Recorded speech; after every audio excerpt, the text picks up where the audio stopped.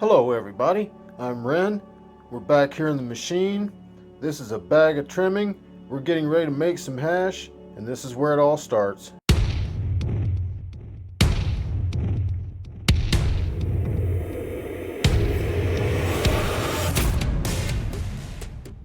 Alright, cheers everybody, thanks for showing up. Yeah, so what we've got here is 1 pound, 5.7 ounces of GDP trim. And when I say trim, I mean that and a bunch of buds that I didn't want to mess with cleaning. So there's a lot of really good material in here. So this is what we're going to start with. Moving on. This is how much ice it takes for me to make this hash. It takes me 3 days to make all this. There's 3 of these full. This is full. And these 7 trays are full.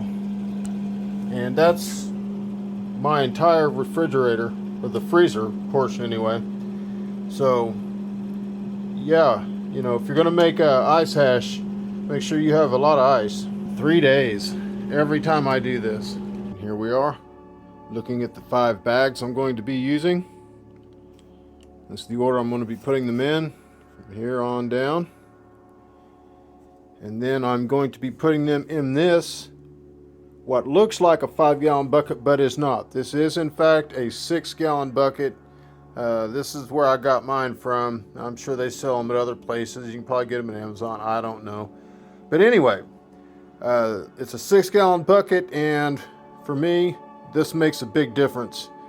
This is going to be the bottom, and what's going to go inside this is going to be the sieve bucket. So this here is just a good old Atwood's bucket. Now this is a 5-gallon bucket, and I've just perforated the bottom of it and then the sides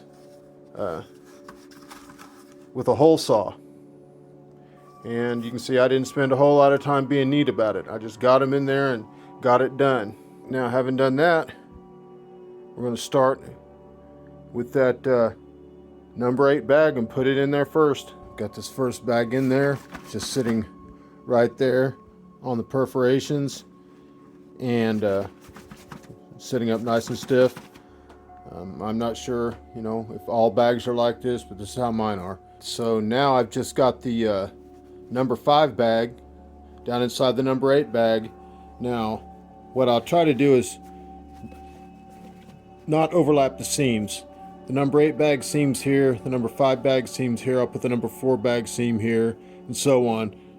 That way they don't stack. Anyway, this bag, I leave it up above the lip of this number 8 bag a little bit, and then I fold it over. This way, it keeps the top of the number 5 bag up, well, about that high. Well, it gives us space in theory. The bag sags, but this gives a little bit of a gap between the 2 bags. All right, so there it is, folded over. Not only does it give it a gap, but it also ensures that nothing slips past this number 5 bag into the number 8 bag. So in goes this number 4 bag. Again, being careful not to stack the seams. Now this one, I will go ahead and fold over the number 5 bag. All right, so there's the number 2 bag fitted. All right, so there are all 5 bags nested. You can see there's plenty of room. Now, this 5-gallon bucket with the perforations gets dropped into the 6-gallon bucket. Now this is ready for the first cleaning. And we move on to the next part. So here is what my rinse station looks like. Here is the 6-gallon bucket with the 5-gallon sieve bucket inside that. And then the wash bags are inside the sieve bucket.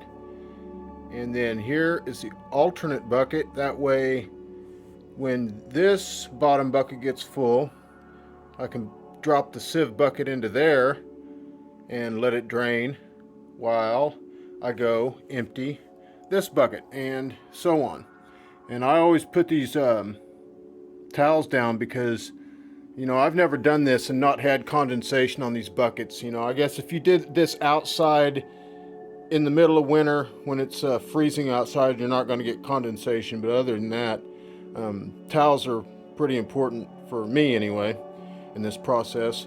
And then the chair is just to set the bucket on with the material in it, because it is heavy and it's wet and it's slippery, and after a while fatigue can set in, and what can happen is that material can hang up in that bucket, and then it can let go and it'll want to kick back. So you want to have something there to hold it, and you really want to be holding on, because you can lose control of it and it can shoot that material out in places you don't want it. Have all your infrastructure set up to where you're not scrambling to make do when it actually comes time to do the job. For the next step, as you are aware, it is a wet process. So my weapons of choice are 2 1-gallon jugs, and this is just a container from a spray bottle that I've pulled the top off of. It's just a convenient shape and amount for a job that is required to come. For this next part, I have another 6-gallon bucket. Again, this is not a 5-gallon bucket. This is a 6-gallon bucket. I've put exactly 1 layer of ice down there on the bottom. You can put more at your own risk, but a lot of times it can tend to ice up and you wind up with just a big kind of block down there. I'm going to cover that layer with water and move on. So there it is, materials in. I'll level that out a little bit. Now I'm going to cover that with some ice. Okay, and now I've got that bucket about 1/3, or well, yeah, it's about 1/3 of the way from the top, full of ice.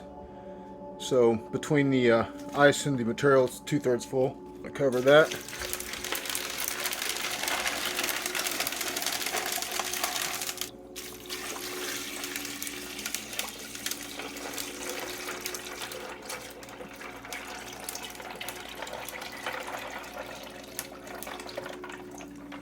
Okay, now I've got that full to about, I don't know, 4 inches from the top, and that's important for reasons we will get to. You know, the material down there has to become saturated, and then it will expand, and then I'll have to add more water probably, because all this water will be absorbed and there will need to be more ice. But for now, I want there to be room for me to stir vigorously just to get it all agitated. But anyway, for the time being, I'm going to let all that mess sit there and just get cold for 15 minutes. I'm going to go smoke out.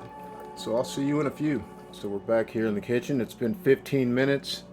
I have used my trusty trichome liberator here. It's a rattan stick.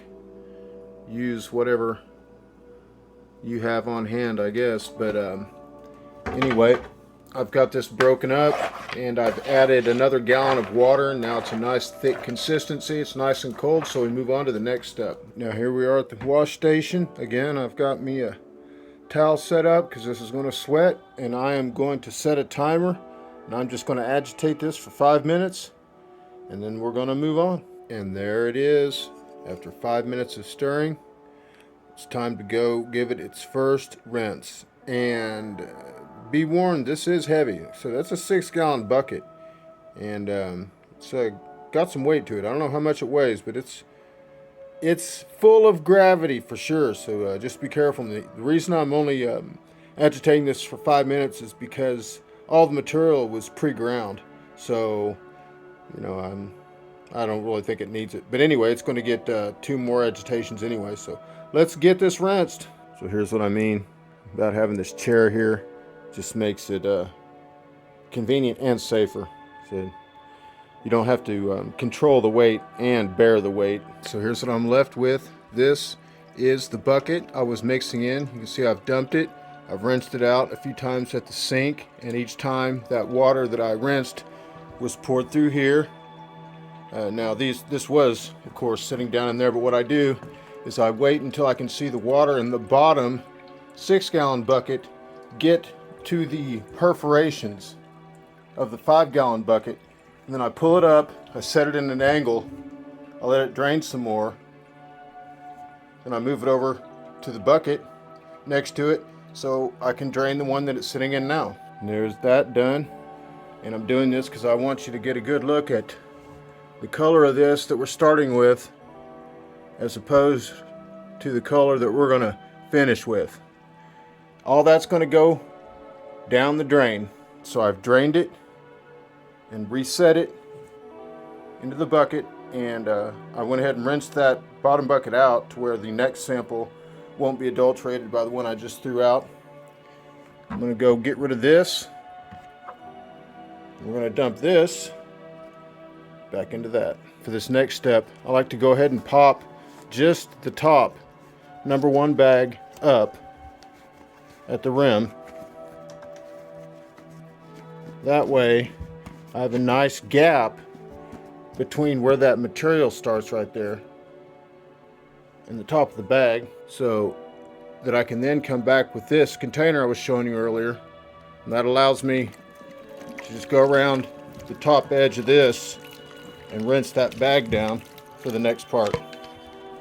Now I've rinsed off, I've pulled up this number 1 bag and rinsed it off, and right now I'm just letting it drain into that number 2 bag.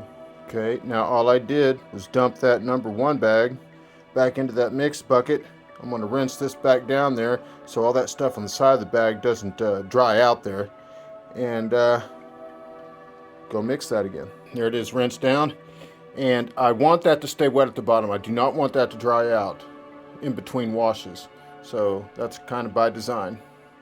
Now I'm going to go ahead and replace this back around that lip. So there's the number 1 bag, refit and ready for the second wash. Back in the kitchen where I've added 2 more gallons of fresh water and I don't know, probably a gallon of ice. And now we are back at the wash station where I'm going to give it another 5 minutes. So after the second washing and rinsing, this is the color of the water. I'm going to get that dumped. I'm going to get it reset and go for the third and final wash. Now there it is after the third and final wash and the third rinse. Now from here on out, I'll just be throwing out that water every time it gets up to the bottom of the perforations, and I'll be replacing the ice and then pouring water through it until it just comes out clear, and I'll get shots of it each time. And there is the fourth rinse, and you can see it's already getting lighter. There is rinse number 5, and it's considerably lighter than the last one. And there's number 6. We're getting closer. There it is, rinse 7, and I can see the bottom of the bucket now. So we're getting there. There's number 8. There's number 9. And that is number 10. And I can definitely see the bottom of the bucket now. So I'm going to call that good as far as rinsing the material down. Now I'm just going to rinse the bags down. Here we are. Now I started this process at approximately 7:30 or 8 o'clock last night, and it is now 1:36 in the morning the next day. So it has taken me approximately 6 hours to get to this point. Now that includes, the process and filming and cleaning up and refilling the ice trays with water for the next run and all that jazz. But what we've got here is the 129 on the left, looking still a bit green, which is what we would expect. But when we get to this 74, look at that. Now that's every bit as big around as that GSC pile. And like I was telling you, that was about the size of a pecan sandy. This is too, but it's about 3 times the height. 2 for sure, but more like 3 times the height. So anyway, there's a bunch of that 74 micron, and then this 23 micron down here on the end. So anyway, this is going to take at least 6 days to dry. What I'm going to do is, when I'm done filming, I'm going to get a weight on this, and then I'm just going to weigh it every day, and when it stops losing weight, I'll know it's dry. That's how I'm going to approach this run. Anyway, I'll see you again when this is dry. Now here we are. It has been 9 days since you last saw this, and it has dried, and I made sure it dried. I threw it in the oven at the lowest temperature for an hour or so, just to make sure. I think my temperature runs to like 150 at its lowest, and that's measured with a thermometer.